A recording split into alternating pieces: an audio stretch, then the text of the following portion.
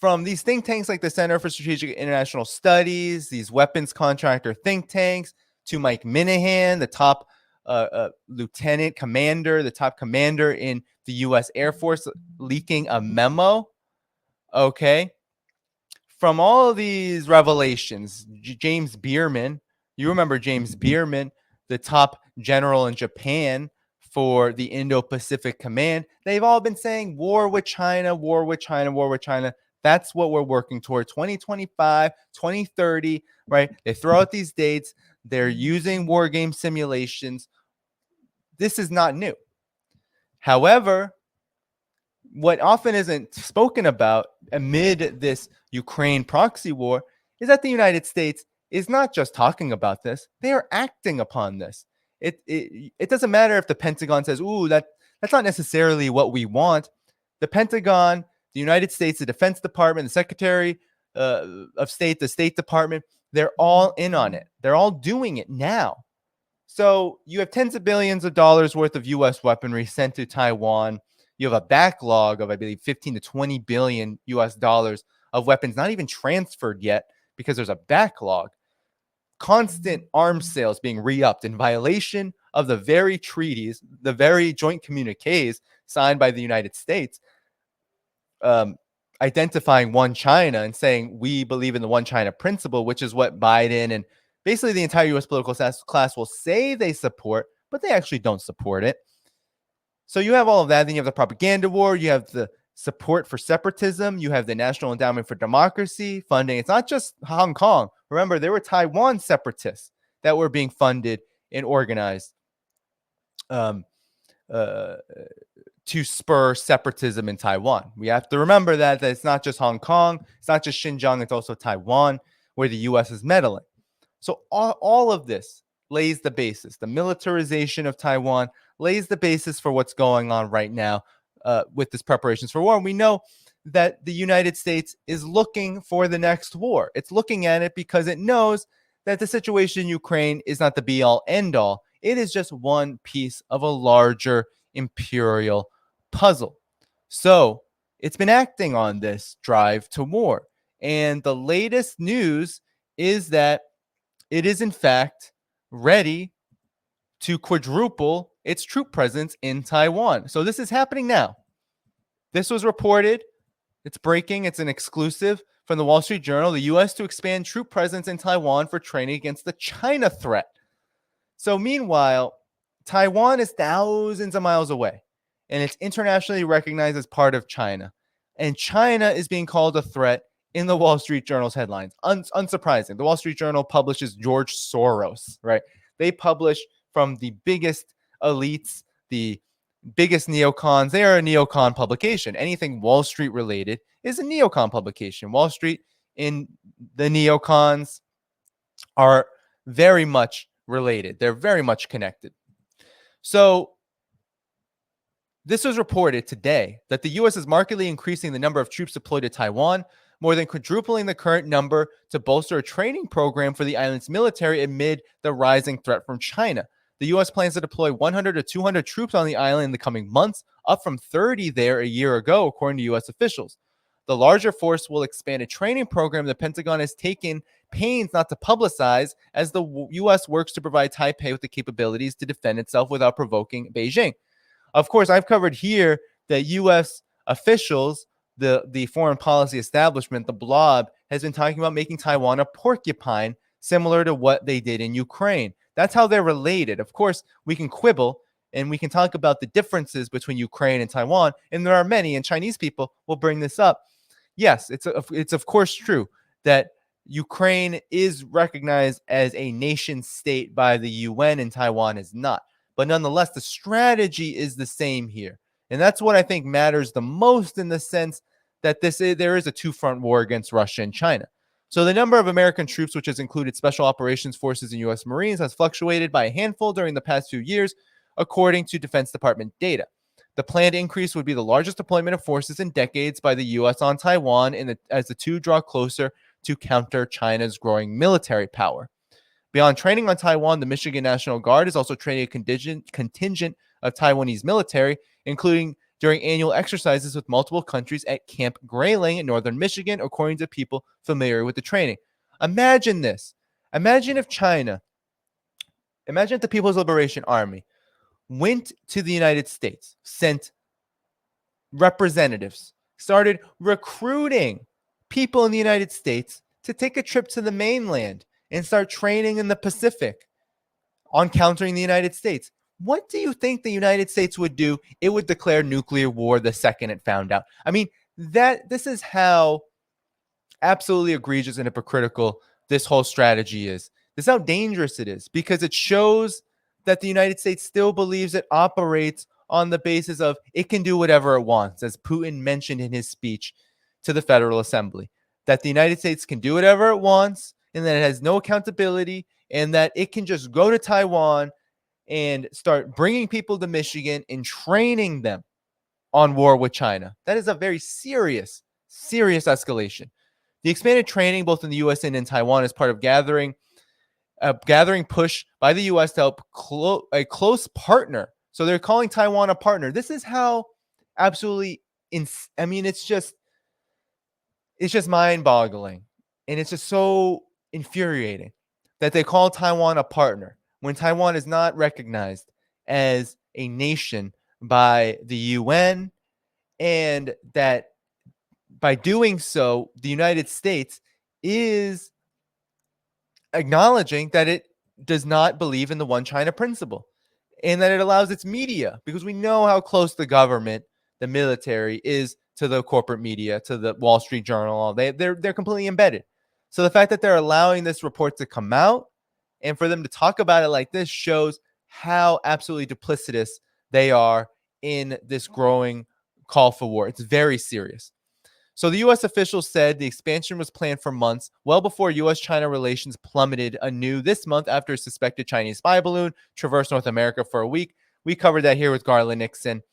That was absolutely ridiculous, and I don't even want to cover it again here. So let's move on. With a decades-old military buildup gaining momentum, China's People's Liberation Army is increasingly engaging in aggressive maneuvers, sending planes and ships near Taiwan. Following Russia's full-on invasion of Ukraine last year, the Pentagon has redoubled efforts to get Taiwan to adopt what some military specialists called a porcupine strategy. Didn't I just say? The porcupine strategy. Focusing on tactics and weapon systems that would make the island harder to assault. The additional troops will be tasked with training Taiwan forces not only in U.S. weapon systems, but on military maneuvers to protect against a potential Chinese offensive, the U.S. officials said. Officials declined to provide other details about the deployment, which hasn't been previously reported. Beijing has been unnerved by... So, again, they're trying to be mum about it while leaking. This is what they always do. This is what the collective West, the U.S., what they always do. They leak it out slowly, but they don't want to give information. Basically, they want someone to know. They want the elite to know what they're doing, because really they don't talk to us, right? Never think that the Wall Street Journal is talking to the public, talking to you and me. It's not talking to the collective West, the people there. No. Afterthoughts. Look at East Palestine. Look at what's happening to Europe's working class. Look at what's happening to Africa, Asia, Latin. Look at what's happening to the people suffering. They're not talking to us. They're talking to the elites. They're talking to those who benefit from war. They're talking to the warmongers, the neocons. This is who the Wall Street Journal is communicating with. And what they're saying is they want you to know that something is up, that they're actually moving forward with their plans. That's exactly what all this is. Just if you start looking at Western media in that lens, Western mainstream media, then you will be a lot less disappointed, but also I think be able to critically look at this information.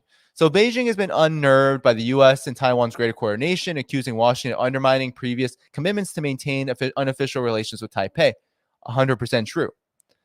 When the Wall Street Journal first reported 2021 on the previously unpublicized training of Taiwan's forces by a small military contingent, China's foreign ministry said Beijing would take unspecified steps to protect its interests. So a spokesperson at the U.S. Indo-Pacific Command, which is responsible for U.S. military operations in Asia-Pacific, declined to comment. The White House had no immediate comment, and the Pentagon had no comment as well.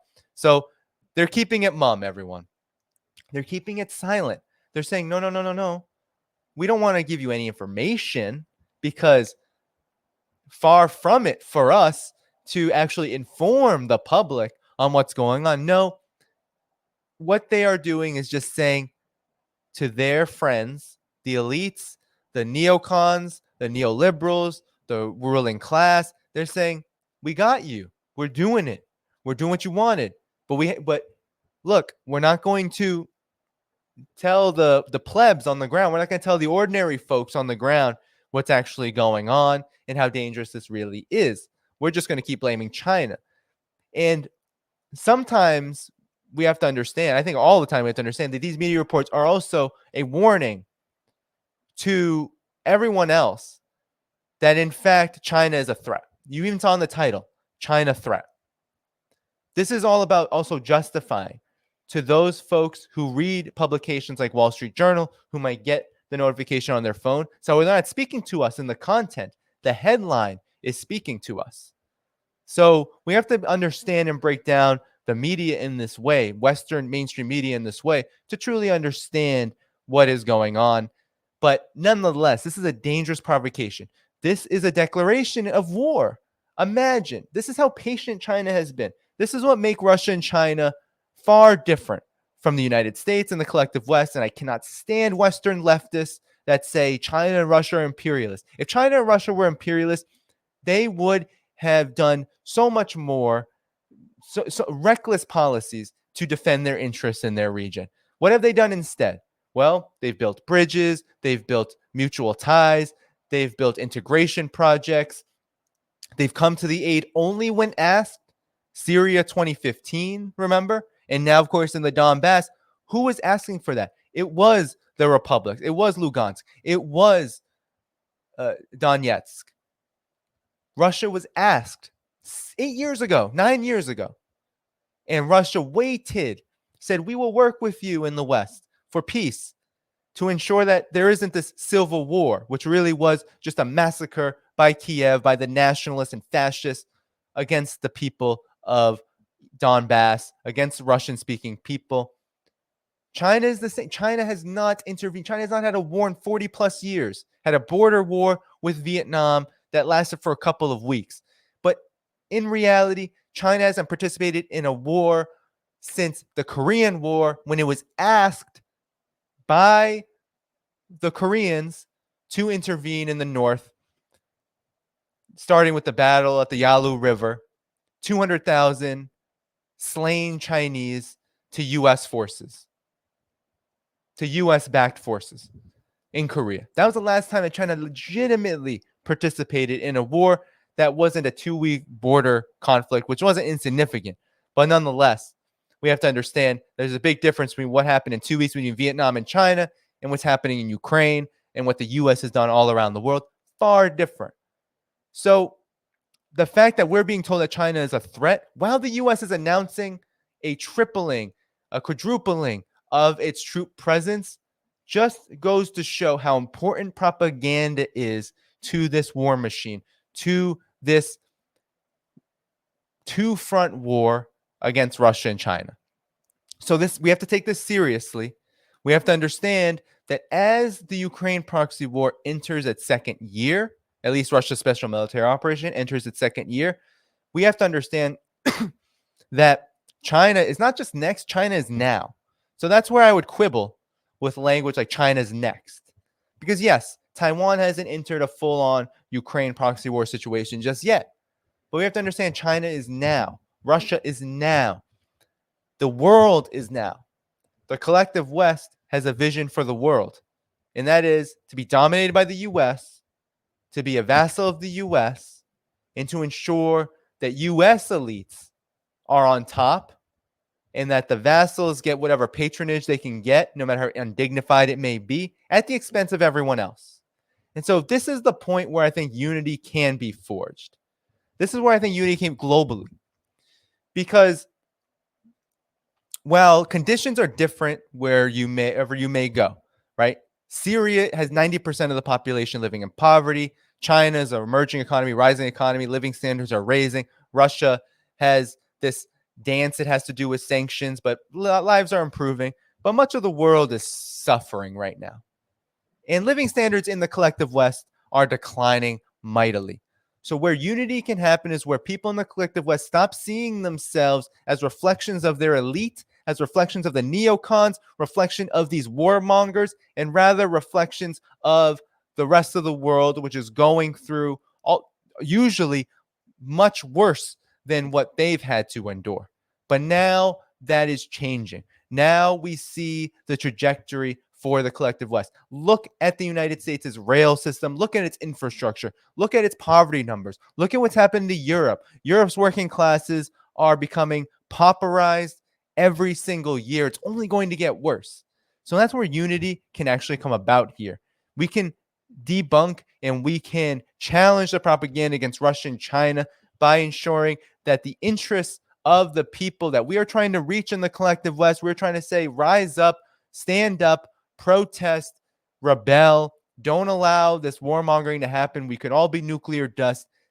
What can be included is the fact that this has absolutely zero in the way of economic interest for the vast majority of humanity. That's where things can be linked up, but we have to understand why this is happening, why Taiwan is this flashpoint.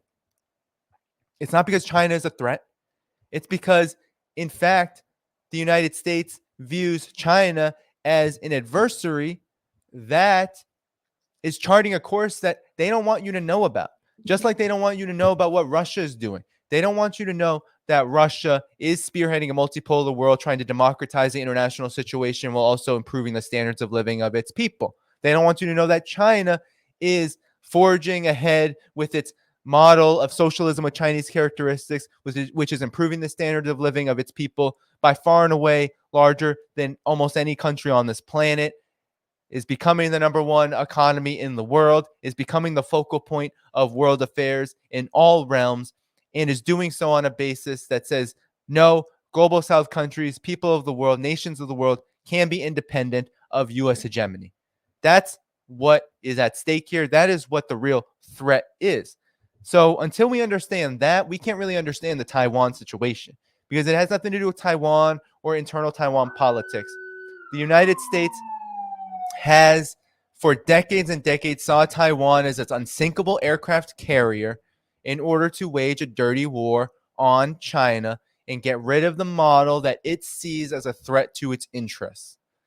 And that's been happening since 1949, and it's going to continue to happen as China gets itself out of humiliation, extreme poverty, which it's eliminated, and goes into the role of leader by example, the number one world leader by example of all realms, from economic development, political development, and diplomacy, as well as cultural development, and as well as military policy, because China is fast becoming not just a modern military, but one that's armed with a foreign policy that stresses peace.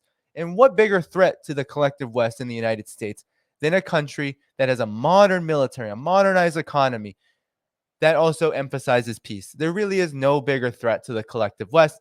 That's why this is happening. And that's why we need to take this very seriously, because it is on that foundation and on that basis where we can expect this to only continue.